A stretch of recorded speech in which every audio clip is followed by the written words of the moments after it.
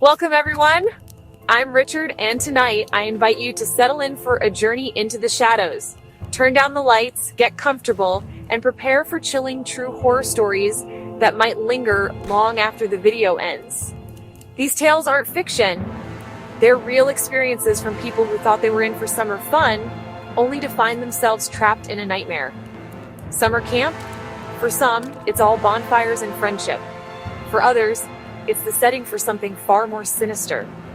The stories you're about to hear come from those who went to camp expecting games, but instead faced inexplicable terror. Let's begin. Our first story comes from Mark, a young man who took on the role of a summer camp counselor. He was eager to spend his summer outdoors, guiding and mentoring a group of kids. Little did he know, this seemingly idyllic summer job would turn into a chilling encounter with the unexplained. Mark's story unfolds at a rural summer camp nestled deep within the forests of Pennsylvania. The camp was a collection of rustic wooden cabins, each with its own unique character and history. The air was filled with the sounds of nature, the laughter of children, and the promise of adventure. The year was in the late 90s, a time when summer camps were a quintessential part of childhood. These camps offered a break from the digital world, a chance to connect with nature and create lasting memories. But beneath the surface of fun and games, something sinister lurked in the shadows of this particular camp. Cabin 6 was infamous, a place whispered about in hushed tones by campers and counselors alike. It had a reputation, a dark cloud that hung over it, setting it apart from the other cabins. It was always colder, even on the warmest summer days.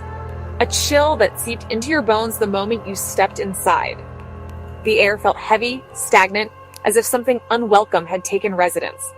It was always unsettling, an eerie feeling that lingered in the air, making the hairs on the back of your neck stand on end. An unshakable sense of unease that made you want to leave as quickly as possible. And of course, it was rumored to be haunted.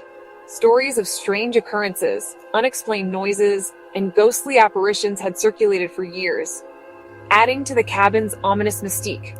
Fate, or perhaps something more sinister, led Mark to be assigned there. He received his cabin assignment during the staff meeting, a mix of excitement and apprehension washing over him as he learned his destination. He was tasked with looking after a group of 10-year-old boys, a lively bunch full of energy and mischief. They were eager to explore the camp, make new friends, and experience all the adventure summer camp had to offer. But from the very first night, as darkness enveloped Cabin 6, things felt off. An unsettling atmosphere permeated the air, a sense that they were not alone.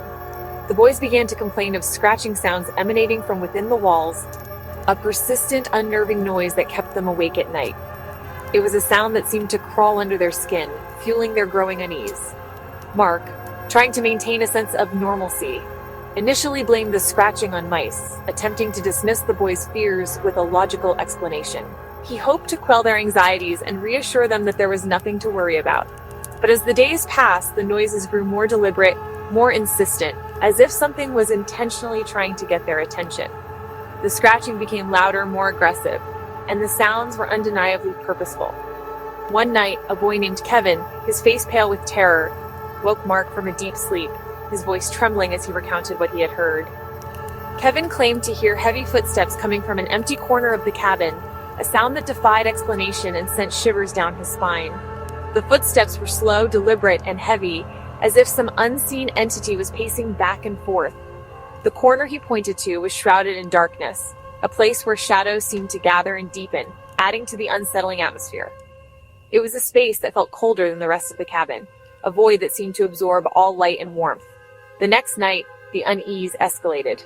Frantic scratching, more intense than ever before, came from inside the cabin door, as if something was desperately trying to claw its way in. The sound was raw, desperate, and filled with an unsettling urgency. Mark, his heart pounding in his chest, quickly checked on the boys. Everyone was accounted for, sound asleep in their bunks, seemingly oblivious to the terrifying sounds. He breathed a sigh of relief, but the unease lingered. He confirmed that the door was securely locked, further deepening the mystery of the scratching. If everyone was inside and the door was locked, what could possibly be making those sounds? Despite the locked door and the sleeping boys, the feeling of being watched intensified, a palpable sense that unseen eyes were upon them, scrutinizing their every move. It was a feeling that made the air thick with dread. Soon, the boys, their voices hushed with fear, began to whisper about a shadow, a dark, ominous presence they claimed to have seen lurking in the corners of the cabin.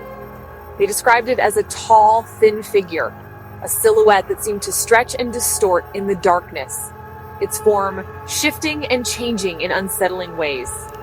They said it was always lurking in the darkest corners, just at the edge of their vision, a constant reminder of the unseen presence that haunted Cabin 6. Mark, trying to maintain his composure and reassure the frightened boys, told them it was just their imaginations playing tricks on them in the dark. He attempted to rationalize their fears, hoping to dispel the growing sense of panic, but deep down he felt the dread too, a growing unease that mirrored the boys' fear.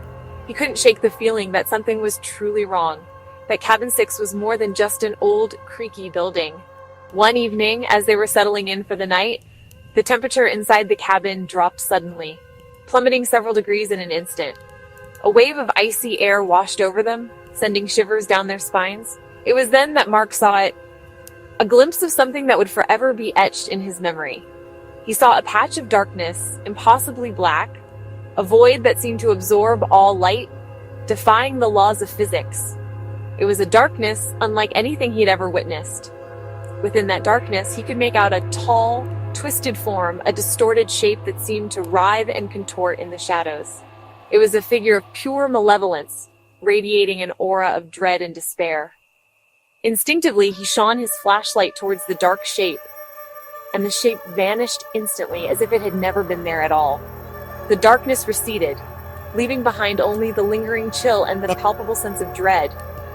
The boys, their eyes wide with terror, had seen it too. They huddled together, their faces pale, confirming that what Mark had witnessed was not a figment of his imagination.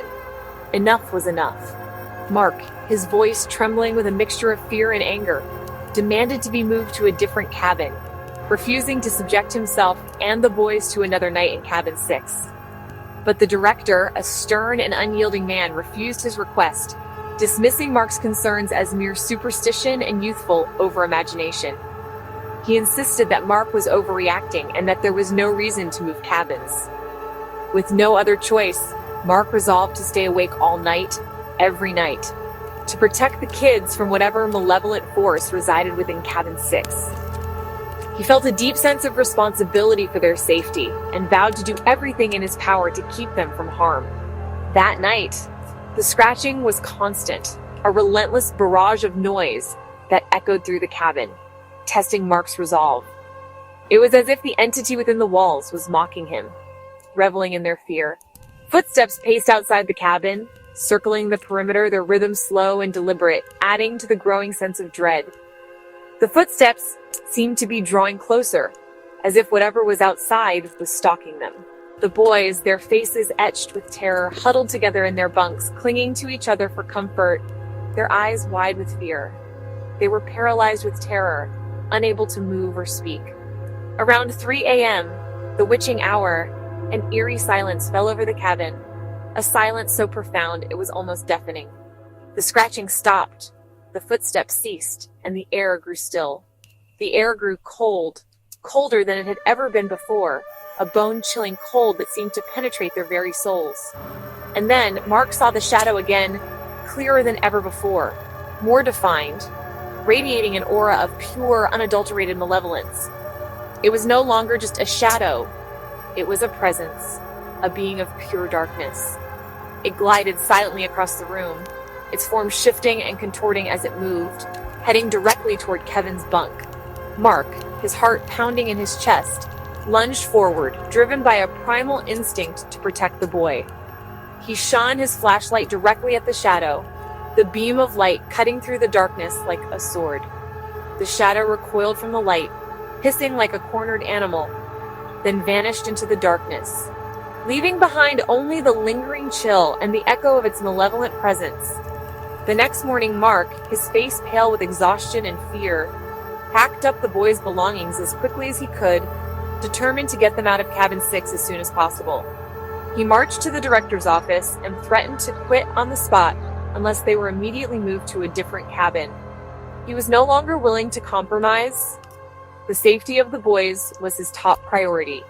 Faced with Mark's unwavering determination and the threat of losing a counselor, the director finally relented, agreeing to move them to another cabin. Mark never set foot in cabin 6 again, avoiding it like the plague for the remainder of the summer.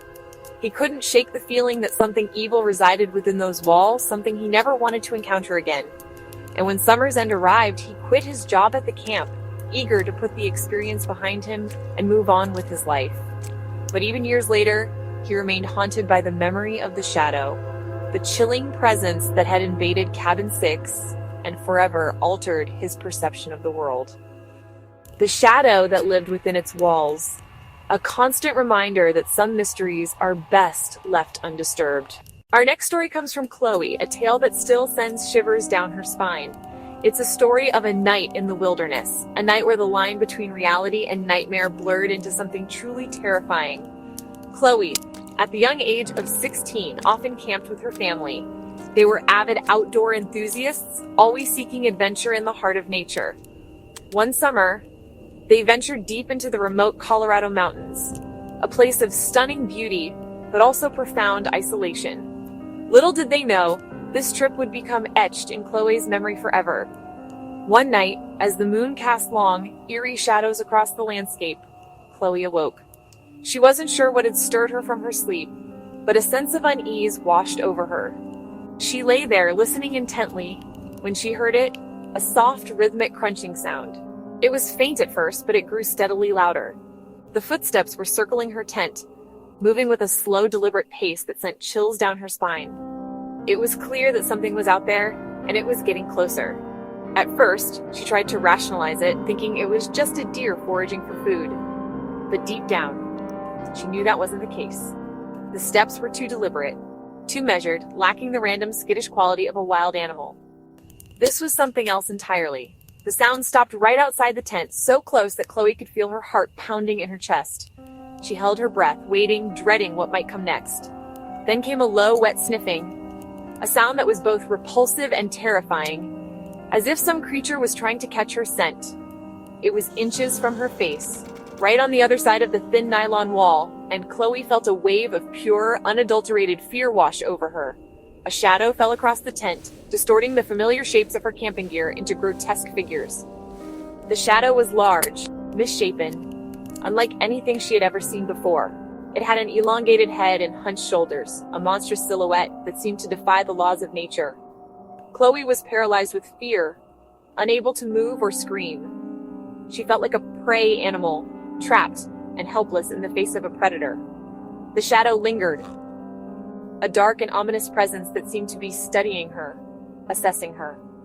It was breathing slow and raspy, a sound that seemed to vibrate through the tent fabric and into her very bones. Suddenly, a long, thin finger, impossibly long and unnervingly thin, pressed against the tent wall, right next to her head, pushing the fabric inward with unnatural force. It began dragging down with a faint zip, as if the creature was testing the zipper, seeing how easily it could gain entry. Chloe squeezed her eyes shut, bracing herself for the inevitable, waiting for the tent to be ripped open, for the creature to finally reveal itself in all its horrifying glory. But the finger stopped, hovering just above the zipper pull, as if the creature was toying with her, savoring her fear. The footsteps moved away, slowly and deliberately, as if the creature had lost interest in her. To her horror, they were heading toward her parents' tent, where her family lay sleeping, unaware of the danger that lurked outside. Summoning her courage, fueled by a desperate need to protect her family, Chloe cried out for her dad, her voice cracking with fear and adrenaline. The footsteps stopped abruptly, as if the creature had been startled by her cry.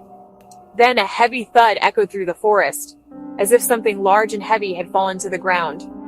And then, silence. A silence so profound that it was almost deafening. Her father emerged from his tent with a flashlight, his face etched with concern. He scanned the surrounding area, but found nothing out of the ordinary. There was no sign of any animal, no rustling in the bushes, no eyes reflecting in the beam of his flashlight. There was no person, no evidence of anyone having been there at all, just disturbed leaves, a subtle sign that something had indeed passed through the campsite. He reassured her it was probably just a bear, that she had imagined the whole thing. trying to calm her fears. But Chloe knew what she'd seen, what she'd felt. She knew it wasn't a bear. She could still see the silhouette, the unnatural shape of the creature that had stalked her tent. She could still feel the pressure of the finger against the tent wall, the chilling sensation of being watched. She could still sense the unnatural presence, the feeling of dread that had permeated the air that night. They left the next morning, packing up their camp with a speed and efficiency that bordered on panic. Chloe never slept in a tent again, the memory of that night forever tainting the experience of camping. She remains haunted by the memory of that misshapen shadow, forever wondering what it was that had visited her that night. And she will never forget its slow, chilling breath, a sound that continues to echo in her nightmares. Our final story is the most chilling of them all, a tale that lingers in the shadows, a haunting reminder of the unknown that lurks just beyond the edge of our perception. It's a story that whispers of fear and unanswered questions, a mystery never solved, a cold case that continues to baffle investigators and haunt the memories of those involved. It's a story of a disappearance that defies explanation, a puzzle with missing pieces that may never be found. Jessica attended a summer camp nestled deep within the towering trees, a place where laughter and adventure were supposed to fill the air, a sanctuary for youthful exploration and carefree days. This camp was located in Northern California's majestic redwoods, a place of ancient forests and towering trees, where sunlight barely touches the forest floor and shadows dance in every corner. The sheer scale of the trees made you feel insignificant, like a tiny speck in a vast green cathedral. Her favorite counselor, David, was a beacon of enthusiasm and knowledge, a role model for the young campers. He was the kind of person who made everyone feel safe and inspired. More than just a counselor, David was an experienced outdoorsman, at home in the wilderness, knowledgeable about the trails, the wildlife, and the secrets hidden within the woods. He possessed a deep respect for nature and a passion for sharing his knowledge with others. David led 5 teens, eager and full of youthful energy, ready to explore the wilderness under his guidance.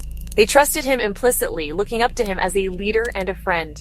Their destination was Eagle's Peak, a challenging 2-night hike to the summit, promising breathtaking views and a sense of accomplishment. The trail was known for its stunning vistas and the feeling of being on top of the world. They were due back Thursday, a day marked on the camp calendar with anticipation, a return to the familiar comforts of camp after their wilderness adventure. But Thursday came and went, and they never returned, leaving behind an empty camp and growing anxiety among the staff and the parents who eagerly awaited their children's safe return. A search party was immediately dispatched, venturing into the dense forest with flashlights cutting through the darkness, determined to find the missing group. After what felt like an eternity, a day later, the boys were found, scared, their faces etched with fear and confusion, haunted by an experience they couldn't fully comprehend. They were dehydrated, their bodies weakened by the ordeal, desperately craving water and the comfort of safety. But miraculously, they were alive, wrapped in blankets, their eyes wide with a mixture of relief and lingering terror. However, their story was bizarre. A fragmented account filled with inconsistencies and unsettling details that raised more questions than answers. According to the boys, on the first night of their hike, around a crackling campfire under the starlit sky, something shifted. David, usually so calm and collected, acted agitated, his demeanor changing inexplicably, a sense of unease radiating from him. He kept glancing nervously into the woods, his eyes darting from shadow to shadow, as if he sensed something lurking just beyond the firelight. Then, without warning, he bolted from his tent, a sudden and inexplicable act that shocked and terrified the teenagers. He ran headlong into the darkness, disappearing into the dense undergrowth, swallowed by the impenetrable blackness of the forest. He left everything behind, his gear, his supplies, his responsibilities, vanishing without a trace. The boys waited, huddled together in fear and confusion, unsure of what to do, hoping that David would return. When he didn't, they made the difficult decision to try and hike back to camp, their hope dwindling with each passing hour. But without David's guidance, they quickly got lost, their sense of direction failing them in the confusing maze of the redwood forest. Search teams scoured the forest for days, their efforts intensifying as time went on, desperately seeking any sign of David. They found David's tent and belongings, a scene frozen in time, a stark reminder of his sudden departure. But despite their best efforts, they found no trace of him, no footprints leading away from the campsite, no sign of a struggle, the scene eerily undisturbed, as if he had simply vanished into thin air. Nothing.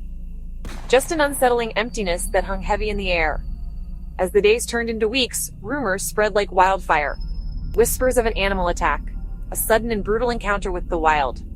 Others spoke of local legends, ancient tales of the forest, and the creatures that dwelled within. Some even claimed to have heard strange music in the woods, an ethereal melody that seemed to call out to those who listened.